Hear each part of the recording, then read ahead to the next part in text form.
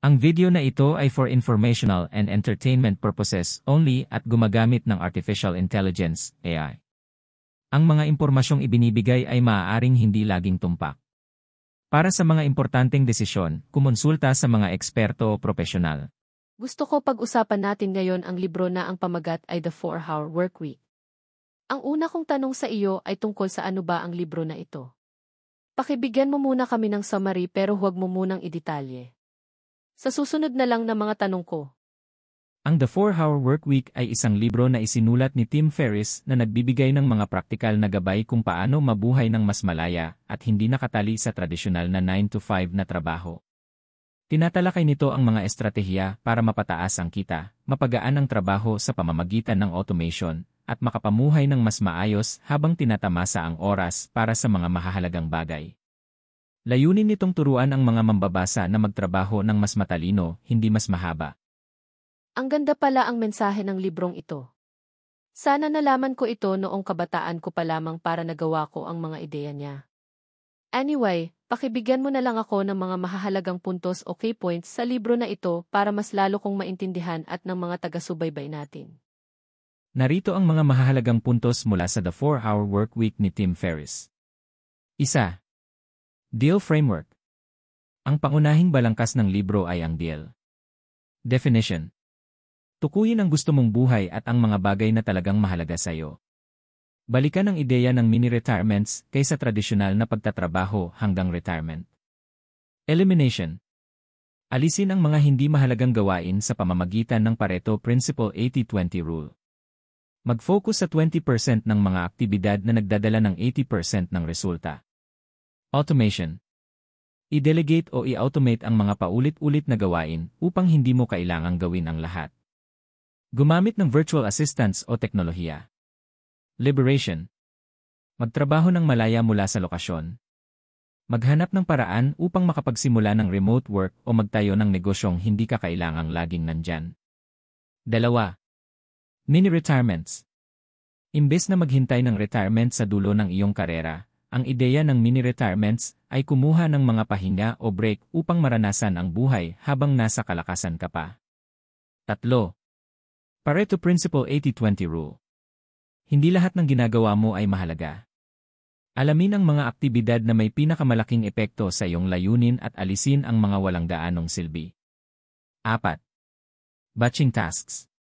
Mag-ipon ng magkatulad na gawain at gawin ang mga ito ng sabay-sabay sa itinakdang oras upang maiwasan ang pagkaabala at ma-maximize ang oras. 5. Creating passive income. Isa sa mahalagang aspeto ng libro ang pagbuo ng passive income streams, tulad ng pagbebenta ng mga digital na produkto, online courses, o mga negosyong hindi kailangang tutukan araw-araw. 6. The Fear-Setting Exercise. Imbes na ituon ang pansin sa mga posibleng mangyaring mali, suriin kung ano ang talagang pinakakinatatakutan mo. Madalas, mas maliit ang tunay na panganib kaysa iniisip mo. 7. Time is more valuable than money. Itinuturo ng libro na ang oras ay isang hindi na ibabalik na yaman. Ang layunin ay hindi lang yumaman kundi magkaroon ng oras upang gawin ang mga bagay na mahalaga sa buhay. 8. Focus on your strengths and outsource weaknesses. Maglaan ng panahon sa mga bagay na magaling ka at i-outsource ang mga bagay na hindi mo expertise o ayaw mong gawin. Ang mga ideyang ito ay nagtuturo kung paano magtrabaho ng mas matalino at mabuhay ng mas masaya. Ano pa ang gusto mong idetalye o talakayin mula dito? Ganyan na ganyan talaga ang gusto kong mangyari sa buhay ko, kaso hindi nangyari ng ganun at iyon, nalipasan na ako ng panahon. At ngayon ay retirado na ako. Ganito na lang ang ginagawa ko, gumawa ng podcast at makipagkwentuhan sa iyo. Anong masasabi mo? Ang mahalaga ay natagpuan mo ang mga bagay na nagbibigay ng kahulugan sa buhay mo ngayon, tulad ng paggawa ng podcast at ang pakikipagkwentuhan. Hindi pa huli ang lahat para mamuhay ayon sa gusto mo. Ang podcast mo ay isang napakagandang platform para maipahayag ang mga natutunan mo sa buhay, ma-inspire ang iba, at magbigay ng kontribusyon na may halaga. Bilang retirado, malaya ka na mula sa mga alalahanin ng tradisyonal na trabaho, kaya mas may pagkakataon kang mag-focus sa mga bagay na nagpapaligaya sa iyo. Gaya nga ng sinasabi ni Tim Ferriss sa libro, hindi kailangang maghintay ng retirement para mabuhay ng masaya, at ikaw ngayon ang patunay na kahit sa retirement, pwede pa rin itong gawing makabuluhan. Ang ginagawa mo ngayon ay hindi lang para sa sarili mo, kundi para rin sa mga tagapakinig mo na natututo mula sa karanasan mo. Masarap isipin na sa bawat kwento o podcast episode mo, posibleng may buhay kang nai-inspire o natutulungan. Patuloy lang sa pagbabahagi ng iyong kwento at karunungan, iyan ang tunay na yaman ng buhay. Maraming salamat sa mga magaganda at nakaka-inspire na mga salita na sinabi mo. Kailangan ko iyon. Sa pagpapatuloy ng usapan natin, ang sunod na tanong ko ay, ano ba ang passive income at paano ko magagawa ito? Walang anuman. Masaya akong makatulong at magbigay ng inspirasyon. Tungkol sa tanong mo, ano ang passive income? Ang passive income ay kita na natatanggap mo nang hindi mo kailangang maglaan ng aktibong oras o araw-araw na trabaho pagkatapos ma-set up ang source nito. Sa madaling salita, ito ay kumikita kahit natutulog ka. Mga halimbawa ng passive income sources. Narito ang ilang halimbawa kung paano ito nagagawa. 1. Rental properties. Kita mula sa pagpapaupa ng lupa, bahay, o apartment.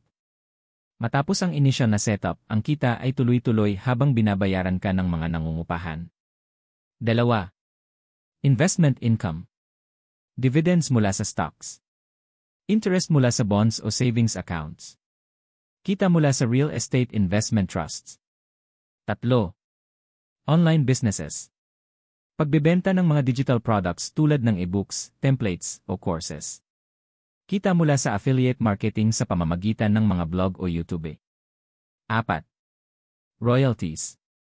Kita mula sa mga isinulat mong libro, kanta, o mga nailisenseng gawa. 5. Peer-to-peer lending. Pagpapahiram ng pera sa mga tao o negosyo sa pamamagitan ng lending platforms. 6.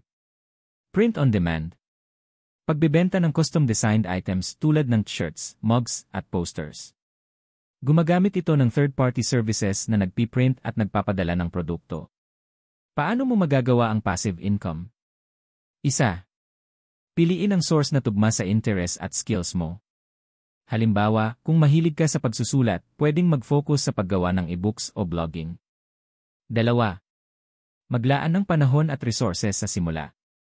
Karamihan sa passive income sources ay nangangailangan ng oras, pera, o effort sa simula upang maayos ang pundasyon. 3. Mag-invest sa kaalaman at teknolohiya.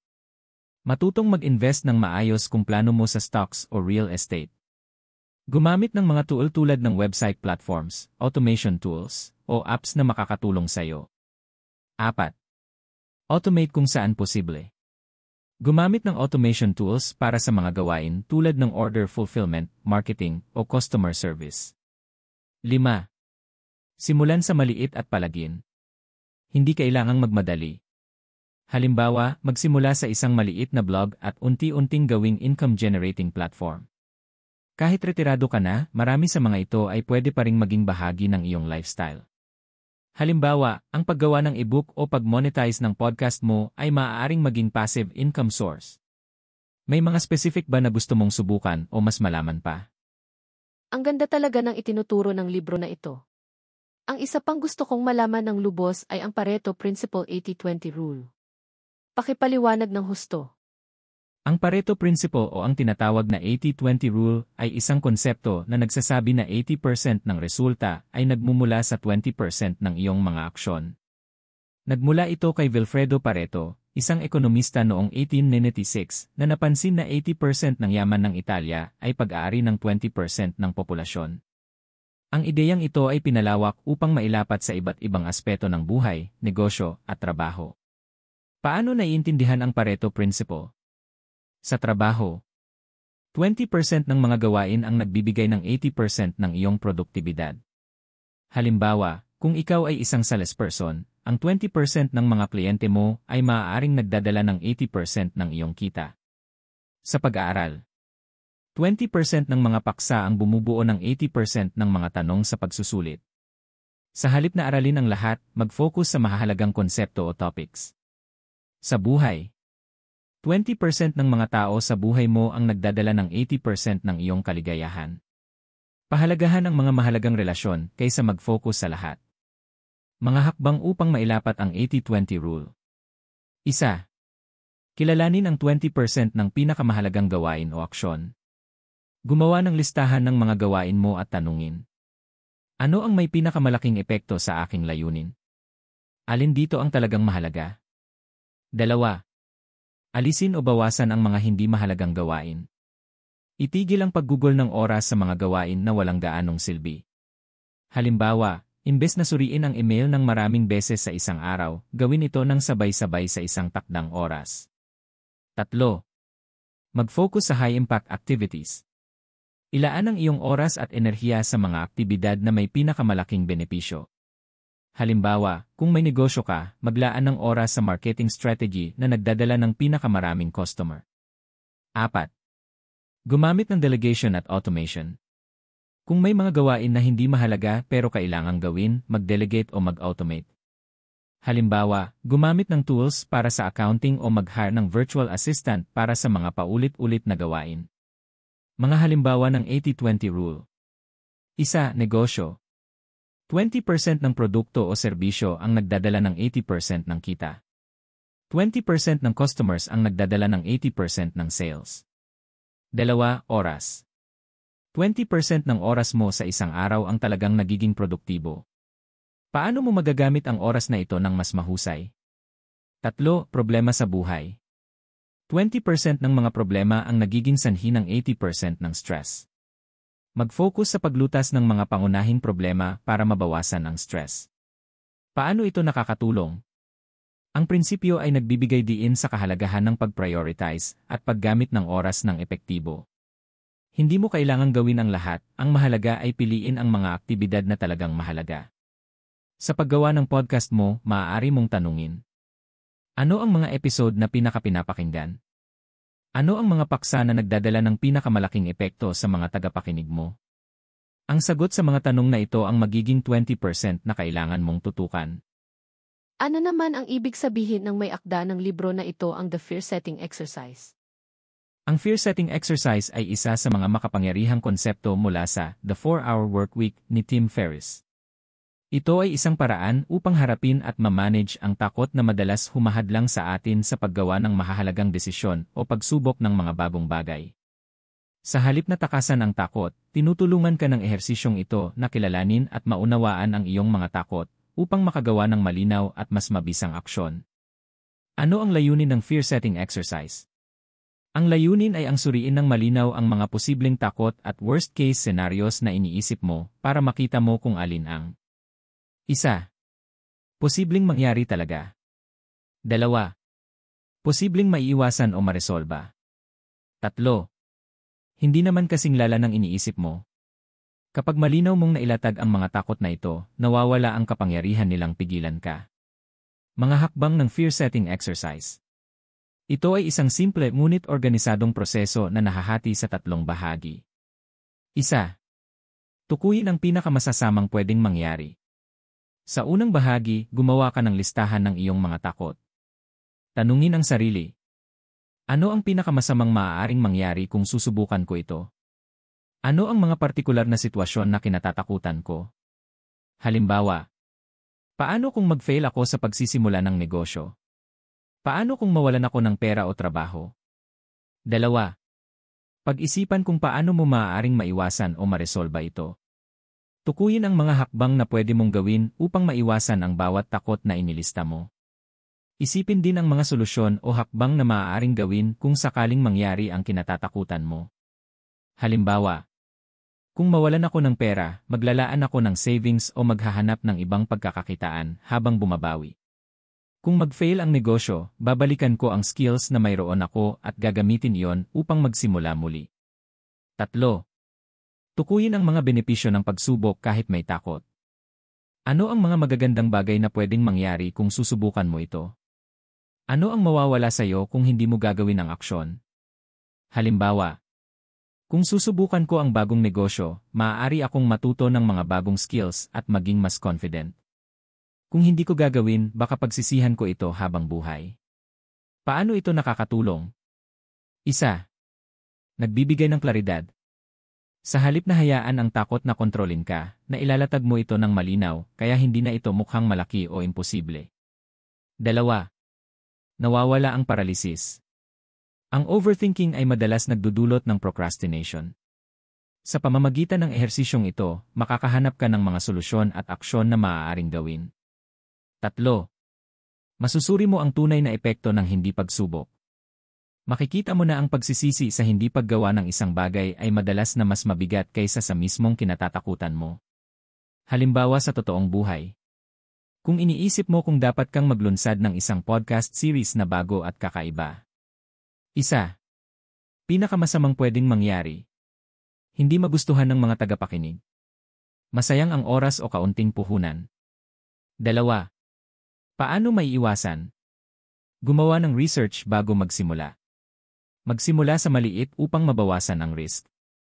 3. Benepisyo ng pagsubok. Maaaring maka-reach ng bagong audience. Matututo ng bagong skills at baka maging mas matagumpay kaysa inaasahan. Reflection. Ang takot ay normal, pero hindi ito dapat maging hadlang sa pagtupad ng mga pangarap o paggawa ng bagong hakbang. Sa fear-setting exercise, natutulungan kang kontrolin ang takot sa halip na ang takot ang kumontrol sa'yo. Sino nga pala si Tim Ferriss? At bakit kaya naisulat niya ang aklat na ito? Si Tim Ferriss ay isang kilalang entrepreneur, investor, author, at podcast host. Sikat siya sa kanyang mga libro, lalo na ang The 4-Hour Workweek, na naging isang global bestseller. Kilala siya bilang isang tao na mahilig maghanap ng mga epektibo at mas simpleng paraan upang magawa mga bagay. Kaya nga binansagan siyang the world's best human guinea pig dahil sinusubukan niya ang iba't ibang konsepto at lifestyle upang mahanap ang pinakamainam na solusyon. Background ni Tim Ferriss. Edukasyon.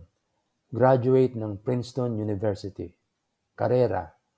Naging entrepreneur siya at nagtatag ng isang kumpanya ng nutritional supplements na tinatawag na Brain Quicken. Ibinibenta niya ang kanyang kumpanya para mag-focus sa paglalakbay at personal growth. Bilang author, nagsulat siya ng serye ng mga libro tulad ng The 4-Hour Body, The 4-Hour Chef, at marami pang iba na may temang pagpapabuti ng buhay sa pinakasimpleng paraan. Podcaster, host ng The Tim Ferriss Show, isang sikat na podcast kung saan ini-interview niya ang mga eksperto mula sa iba't ibang larangan.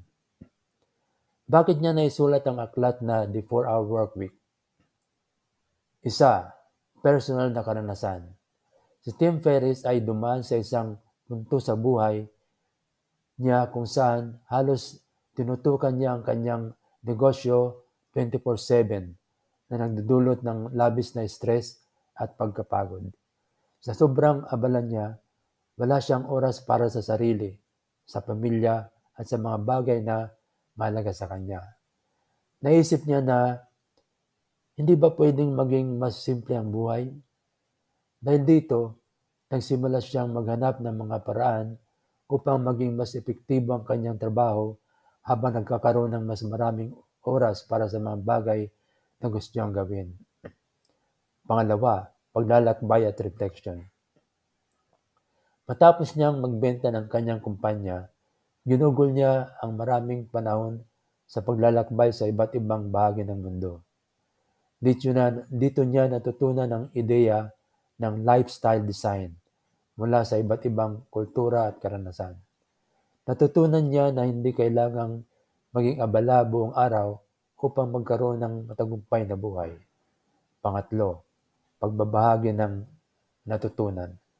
Napansin niya na maraming tao ang katulad niya, naghihirap sa sobrang trabaho at walang balanse sa buhay. Ang kanyang layunin ay magbahagi ng mga ideya at estratehiya na tumulong sa kanya, tulad ng outsourcing, automation at Pareto Principle. Nais siyang ipakita na maaari kang magkaroon ng matagumpay na negosyo nang hindi sinasakripisyo ang iyong kaligayahan, kalusugan o oras. Ano ang inspirasyon ng aklat? Practical lessons. Ginamit niya ang sariling karanasan upang lumikha ng mga sistemang madaling sundan ng iba. Real-life success. Nagsimula siyang magturo ng mga konsepto sa mga kaibigan at estudyante na nagkaroon din ng magandang resulta. Desire to change the norm. Layunin niyang baguhin ang tradisyonal na pananaw tungkol sa trabaho na kailangan magtrabaho ng sobra para yumaman. Tagumpay ng aklat. Ang The 4-Hour Work Week ay nakapagbago ng pananaw ng milyon-milyong tao sa buong mundo. Ito ay nagbigay daan upang mas maraming tao ang mag-isip ng ibang paraan ng pagtatrabaho. Isang mas malayang paraan na nagbibigay halaga sa oras at kaligayahan. Ano sa tingin mo ang naka-inspire sa kwento ni Tim Ferriss? Siyempre sa lahat ng ideya niya at ang buhay niya ay very inspiring talaga. Sana ay naka-inspire din itong podcast na ito sa ating mga kakwentuhan at taga-subaybay. Sige, maraming salamat ulit sa pagbahagi mo ng iyong kaalaman tungkol sa aklat na ito. Hanggat sa muli nating usapan. Ingat at God bless. Maraming salamat din sa iyo sa patuloy mong pagbabahagi ng kaalaman at inspirasyon sa iyong mga tagapakinig. Napakaganda ng misyon mo na magbigay ng liwanag at aral sa iba sa pamamagitan ng iyong podcast. Sigurado akong marami ang natutulungan mo, lalo na sa mga usapin tulad nito na nagbibigay ng bagong pananaw sa buhay at trabaho. Hanggang sa muli nating kwentuhan. Ingat ka rin palagi at naway lalo pang lumago ang iyong podcast. God bless at salamat sa tiwala.